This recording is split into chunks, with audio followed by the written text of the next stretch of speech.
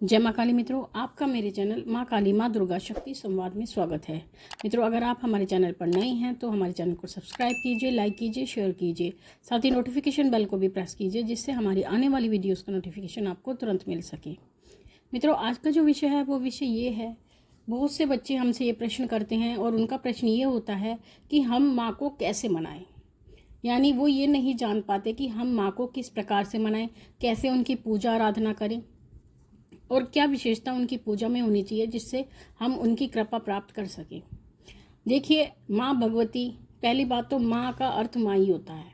माँ अगर आपने कह दिया है तो वो वहीं पर द्रवित हो जाती हैं, क्योंकि माँ शब्द कहने से बड़ी शक्ति पिघल जाती है। इसी प्रकार से जो देवता हैं, अगर आप उनको पिता की उपाधि देते हैं, जैसे भोलेनाथ हैं या नारायण हैं या ब्रह्मा जी हैं, क्योंकि ये कलयुग है तो कलयुग में ब्रह्मा जी की उपासना नहीं होती है। अब कलयुग में जो उपासना होती है वो माँ काली की होती है, भैरव जी की होती है और हनुमान जी की होती है, क्योंकि कलयुग में ये तीनों देवता जागृत रूप से पृथ्वी पर निवास करते हैं, तो इनकी पूजा विशेषता होती है। तो इस प्रकार से अगर आप देवता को पिता स्वरूप मान लेते हैं और माँ भगवती को माँ स्वरूप मान लेते हैं, तो माँ भगवती और भी अन्य देवता आपसे बहुत जल्दी प्रसन्न हो जाते हैं, क्योंकि आप उनसे एक ऐसा नाता जोड़ लेते हैं जो कहीं से भी कमज़ोर नहीं होता, और ये नाता अपने आप में बहुत ही मजबूत नाता होता है। तो इस प्रकार से अब हम माँ की बात करते हैं कि माँ की कृपा हम कैसे प्राप्त कर सकते हैं। देखिए, माँ काली और माँ दुर्गा दोनों शक्ति का स्वरूप है, लेकिन दोनों की पूजा पद्धति में बहुत अंतर होता है। अगर हम माँ की बात करें, माँ काली की बात करें तो उनकी पूजा पद्धति अलग है, और अगर हम माँ दुर्गा की बात करें तो उनकी पूजा पद्धति अलग है।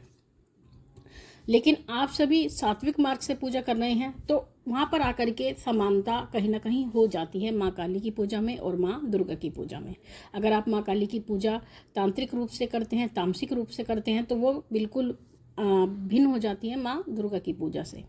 लेकिन सात्विक मार्ग से माँ दुर्गा और माँ काली की पूजा में काफ़ी समानताएँ हो जाती हैं। लेकिन अगर आप माँ दुर्गा को प्रसन्न करना चाहते हैं, क्योंकि माँ दुर्गा का सौम्य स्वरूप है माँ भगवती का, लेकिन अपने समय पर आने पर वो भी प्रचंड हो जाती हैं, लेकिन वो दुष्टों के लिए प्रचंड होती हैं, भक्तों के लिए हमेशा सौम्य ही रहती हैं। तो अगर आप माँ दुर्गा को प्रसन्न करना चाहते हैं तो माँ दुर्गा को प्रसन्न करने के लिए आपको ये बातें विशेष रूप से ध्यान रखनी चाहिए कि माँ दुर्गा को एक तो लाल रंग पसंद है, तो आप उनको लाल रंग के वस्त्र अर्पण करें। अगर आप उनको चोला अर्पण करना चाहते हैं तो वो लाल रंग का हो, चुनरी अगर आप अर्पण करना चाहते हैं तो वो लाल रंग की हो। माँ भगवती को लाल ही फूलों से आप पूजा करें, उसमें गुलाब का फूल और गुड़हल का फूल विशेष होता है। साथ ही माँ भगवती को आप सुगंधित पदार्थ, माँ भगवती को आप इत्र अर्पण करें, माँ भगवती को आप देशी घी का दीपक लगाएं। माँ के लिए आप जो नैवेद्य रखते हैं, जिसमें आप मिठाई भी रख सकते हैं, फल भी रख सकते हैं, तो जो मिठाई होनी चाहिए वो शुद्ध और सात्विक होनी चाहिए। शुद्ध अगर आप देसी घी की रख सकते हैं तो सर्वोत्तम है। और अगर आप माँ भगवती की कृपा चाहते हैं तो अगर आपका सामर्थ्य है तो माँ भगवती को अगर आप हलवा पूरी का भी भोग लगाते हैं तो आप उसमें भी देशी घी का ही प्रयोग करें, क्योंकि आप जितनी शुद्धता के साथ माँ दुर्गा की पूजा करेंगे, माँ की कृपा उतनी ही बरसती है। माँ दुर्गा को प्रसन्न करने के लिए अगर आप कुछ नहीं जानते तो आप दुर्गा चालीसा का पाठ कर सकते हैं। और सबसे बड़ी जो महिमा होती है वो दुर्गा सप्तशती की होती है। आप माँ को प्रसन्न करने के लिए दुर्गा सप्तशती का पाठ करें। आप ये पाठ नियमित भी कर सकते हैं और आप ये पाठ किसी विशेष अनुष्ठान के अनुसार भी कर सकते हैं। तो दुर्गा सप्तशती का पाठ में उसकी क्या विधि है, किस प्रकार से करना चाहिए, उसका जो सभी विवरण है हमने अपनी वीडियो में अपलोड कर रखा है, तो आप हमारे चैनल पर देख सकते हैं। उससे संबंधित सभी जानकारी आपको मिल जाएगी। माँ दुर्गा को प्रसन्न करने के लिए आप उनके विशेष दिनों में व्रत कर सकते हैं, जैसे कि आप अष्टमी का व्रत कर सकते हैं। माँ भगवती को आप शुक्रवार में भी प्रसन्न कर सकते हैं, शुक्रवार के व्रत भी आप माँ भगवती के कर सकते हैं। साथ ही आप ये ध्यान रखें कि माँ दुर्गा को प्रसन्न करने के लिए आप जितना शुद्ध रहते हैं और जितना सात्विक रहते हैं, उतनी ही जल्दी आप माँ की कृपा को प्राप्त कर लेते हैं। अगर आप तामसिक चीज़ों का प्रयोग करते हैं, यानी अभक्ष्य भोजन करते हैं, जैसे कि आप मांस का सेवन करते हैं, मदिरा का सेवन करते हैं, तो ये माँ दुर्गा को पसंद नहीं है, क्योंकि वो पूर्ण रूप से सात्विक देवी हैं। तो सात्विक पदार्थ का सेवन करने वाले मनुष्य से वो बहुत जल्दी प्रसन्न हो जाती हैं। तो अगर आप इन चीज़ों का निषेध करते हैं तो भी आप माँ की कृपा को बहुत जल्दी प्राप्त कर लेते हैं। और सबसे बड़ी जो चीज़ है, आप इन सब चीज़ों को हम अलग करके अगर माँ की उपासना को देखते हैं तो सबसे बड़ी चीज़ होती है आपका समर्पण। अगर आपके अंदर समर्पण भाव है, माँ के प्रति आपके मन में श्रद्धा भाव है, और जो व्यक्ति पूर्णतः माँ के चरणों में स्वयं को समर्पित कर देता है, तो समर्पित करने के बाद में फिर कुछ भी बाकी नहीं रह जाता है, क्योंकि अपने आप को समर्पित कर देना ही सबसे बड़ा समर्पण होता है। तो माँ के चरणों में आपको स्वयं को समर्पित कर देना चाहिए कि हे माँ, मैं आपका दास हूँ और आपके चरणों में ही पड़ा हूँ। आप जैसा करोगी, जो भी न्याय करोगी, वो मेरे लिए उचित होगा। अगर आप ऐसा करके माँ को स्वयं को समर्पित कर देते हैं तो माँ मई की जितनी भी कृपा है आप बहुत जल्दी प्राप्त कर सकते हैं। और माँ का मन मन में ध्यान करते रहें, और माँ चलते फिरते आप जय माता की भी बोल सकते हैं। और आपको मानसिक जाप माँ भगवती का करते रहना चाहिए। आप कोई भी मंत्र का जाप कर सकते हैं, जय माता की आप मानसिक रूप से बोल सकते हैं। और अगर आप चाहें तो माँ की कृपा प्राप्ति हेतु आप दुर्गा कवच का पाठ कर सकते हैं। आप ये कवच दिन में और रात को सोते समय, जब आप शुद्ध अवस्था में हो, अशुद्ध अवस्था में इसका जाप आप पाठ बिल्कुल ना करें। अगर आप इसका पाठ अशुद्ध अवस्था में करते हैं तो आपको इसका कोई भी फल प्राप्त नहीं होगा।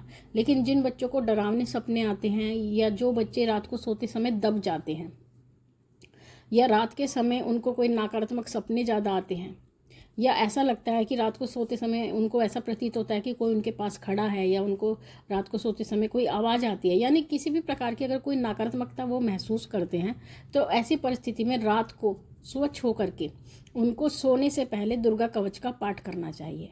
और अगर आप ये नियमित करते हैं तो आपकी जो भी नकारात्मकता हैं वो आपसे दूर जाने लगती हैं। आपको कोई भी नकारात्मक शक्ति आप परेशान नहीं कर सकती, ना ही किसी प्रकार का वो प्रभाव आपके ऊपर डाल सकती है। माँ दुर्गा को प्रसन्न करने के लिए माँ भगवती के कीर्तन आप करा सकते हैं। माँ को कीर्तन बहुत पसंद है, और अगर आप कीर्तन भी नहीं कर सकते तो आप अपने घर में ही बैठकर माँ भगवती को भजन सुना सकते हैं, क्योंकि माँ भगवती को भजन जागरण बहुत पसंद है। वो अपने नाम के गुणगान को सुनकर बहुत जल्दी प्रसन्न हो जाती हैं। तो आप नियमित रूप से, ये नहीं कि कोई समय बंधन होता है, किसी भी समय जब भी आपको समय मिलता है तो आप माँ भगवती के सामने बैठकर उनको भजन सुना सकते हैं, क्योंकि ये कलयुग है और कलयुग में भगवान की प्राप्ति भजन संकीर्तन के माध्यम से की जा सकती है। और कलयुग में सबसे आसान साधन ये बताया गया है कि अगर आप सतयुग में पैदा होते तो वहाँ पर आपको बहुत बड़ी बड़ी तपस्याएं करनी पड़ती, तब आप भगवान की कृपा को प्राप्त कर सकते थे। लेकिन आप कलयुग में पैदा हुए हैं, कलिकाल ये चल रहा है, तो इसमें आप केवल भगवान के नाम का जाप करके, भगवान के नाम का कीर्तन करके ही आप भगवान को प्राप्त कर सकते हैं। ये सबसे आसान उपाय है ईश्वर की कृपा प्राप्ति के लिए। तो इस प्रकार से आप उनकी कृपा को प्राप्त कर सकते हैं। और एक बात और, अगर आप माँ की कृपा वास्तविक रूप से प्राप्त करना चाहते हैं तो, और आप चाहते हैं कि आपके घर में बरकत हो, तो आपको माँ भगवती के नाम से एक गुल्लक अवश्य रखनी चाहिए। वो गुल्लक माँ दुर्गा काली के नाम से होती है। अगर आप गुल्लक रखते हैं और उसमें जितनी यथासंभव आपकी राशि होती है वो आप अगर डालते हैं तो माँ की कृपा बरसती है और आपके घर में बरकत भी होती है, और माँ की कृपा आप आसानी से प्राप्त कर सकते हैं। तो हमने आपको कई चीज़ें बताई हैं जिसके माध्यम से आप माँ की कृपा को प्राप्त कर सकते हैं।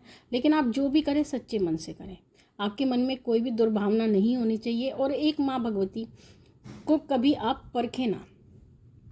अगर वो आपकी परीक्षा लेती हैं तो आप भगवान की परीक्षा कभी ना लें, क्योंकि भगवान की परीक्षा लेने का अधिकार हमको नहीं होता है। तो आप इन सभी बातों को जानते हुए माँ भगवती की सेवा आराधना करें और उनकी कृपा को प्राप्त करें।